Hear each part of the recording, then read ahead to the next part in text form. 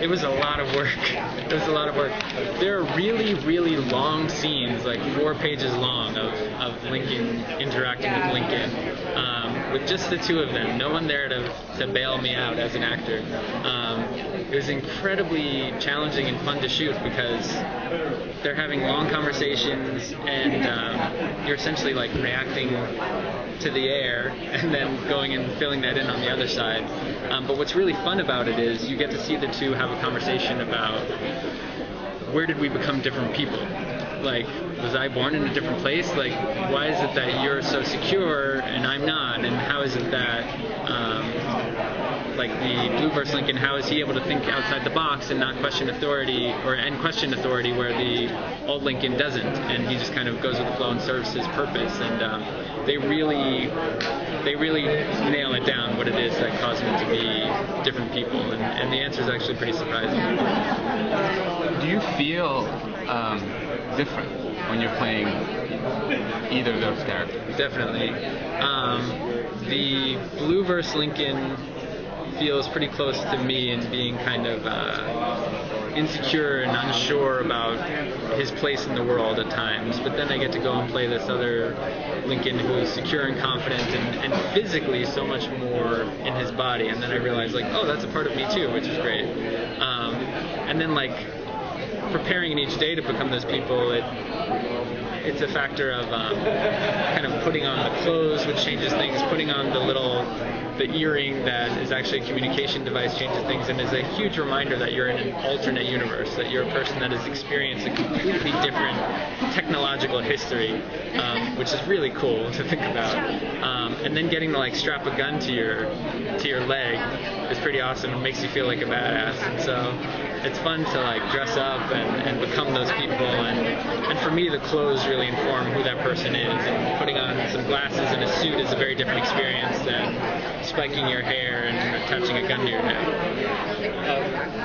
However slight it's been between Lincoln and Olivia in the main universe, what's it like for you to sort of now be part of this kind of love triangle almost? It's frustrating for Lincoln because he was falling in love with this girl, she seemed to be falling in love with him. Peter gave his blessing. He said, oh yeah, I knew her from my universe, but don't worry about it. Here's some glasses, go have a good time. And now he's like, wait a minute, I love her. She's my Olivia. And even though she has been kidnapped and dosed with Cortexavan and is starting to believe that she is having memories of this other Olivia, it's okay, she's mine now. And so Lincoln is pissed. He wants to know what the hell is going on and how to have his love be reciprocated, because this is 2 Lincolns now that are completely in love with a woman who isn't reciprocating as much as he would want. Is there any confrontation coming up between Lincoln and Peter? There's definitely some confrontation between them, and yet they still really like each other, and this is the wedge that's being driven between them. But in many ways they're mature people and they want to work it out, so they try to work it out, and hopefully there's a solution where both of them can be happy. Have you felt any fan support out there for Lincoln and Olivia pairing?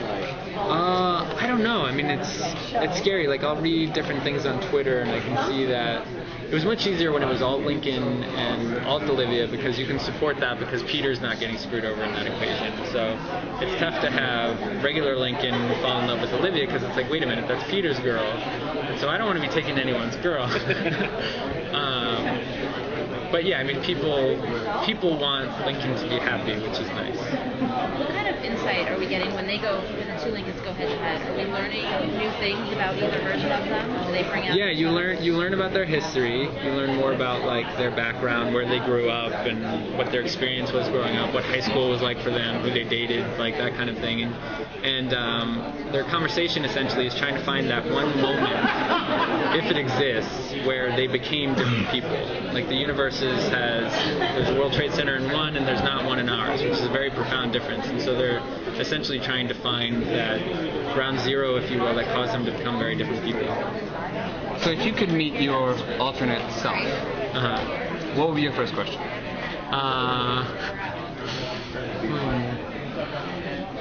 Something lewd came to mind that I can't say.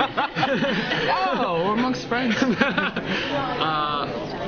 I'd want to know what he was doing. I'd want to know if he hit that home run in high school, and like when you have this doppelganger thing, you think about regrets in your life, and you think about, if I had made a different choice at that point, if I had said yes when I had said no, what could have been different about my life? Like, I chose to become an actor. What if I had chose to become a physicist or something? Could I have done that? Would I have made it? And I think if I met another version of myself, I'd want to know, like, how do we do? Like, how do you do? That kind of stuff.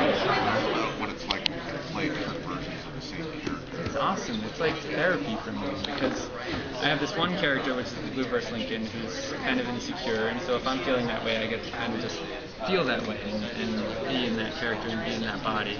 And then I get to go and play this Alt Lincoln, who's very secure and confident in who he is, and is a man on a mission, and has that military background where you don't really question things and you just go for it.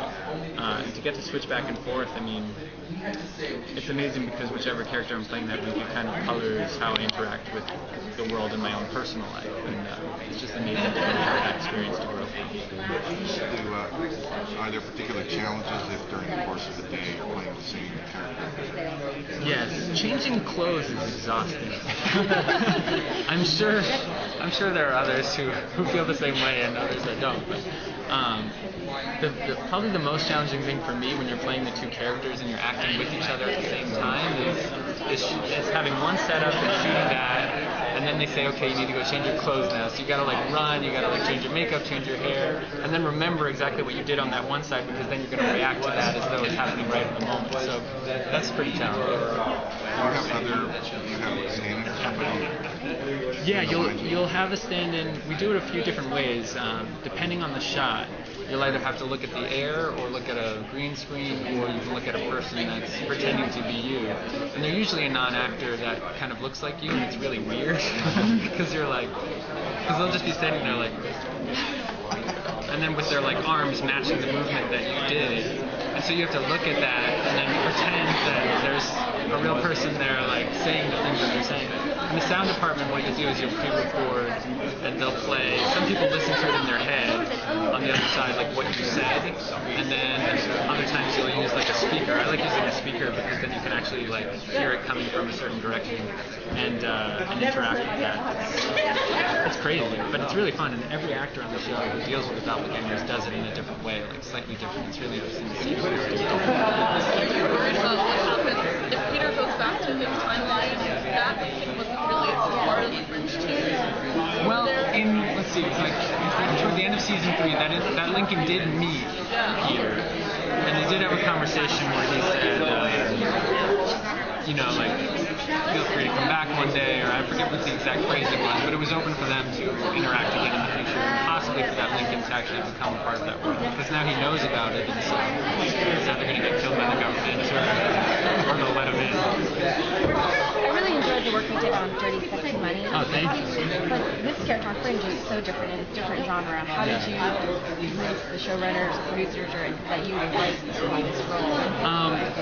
They kind of convinced me. I mean,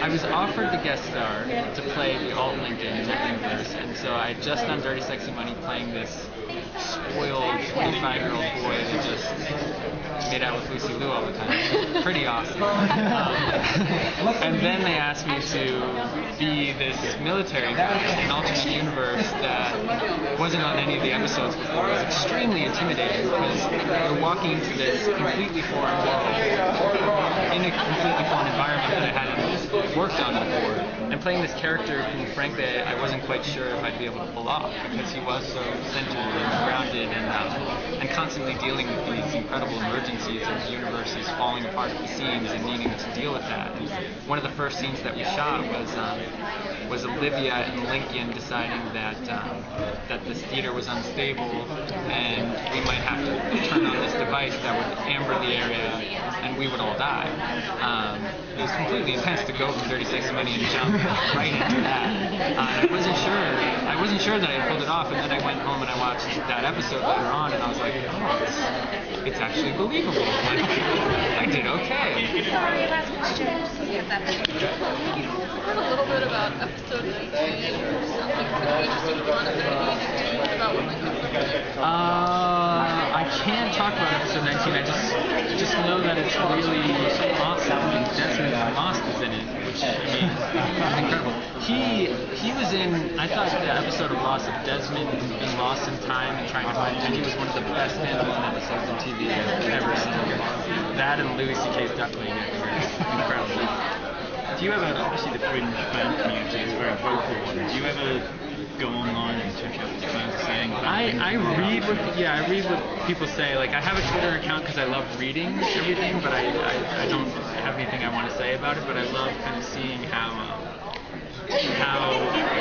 much attention to detail I want to pay and how like they'll create the smallest thing and people notice. And, I just love how complex the show is able to be without catering to the lowest common denominator that maybe hasn't watched every episode. You can really go for it. It's really great to see.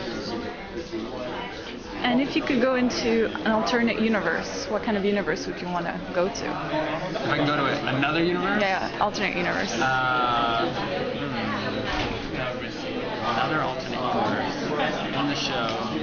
I mean, Lincoln would want to go to a universe where he is with Olivia and Peter is a friend, but not trying to take Olivia from him. And I'm sure he feels the same way about me. What about yourself? If you could travel to an alternate universe? I could travel to an alternate universe. I would want space travel to be more of a reality. I would want the dream that NASA had in the 60s and 70s to be alive today, and that the budget we spend on military actually going toward exploration and discovery.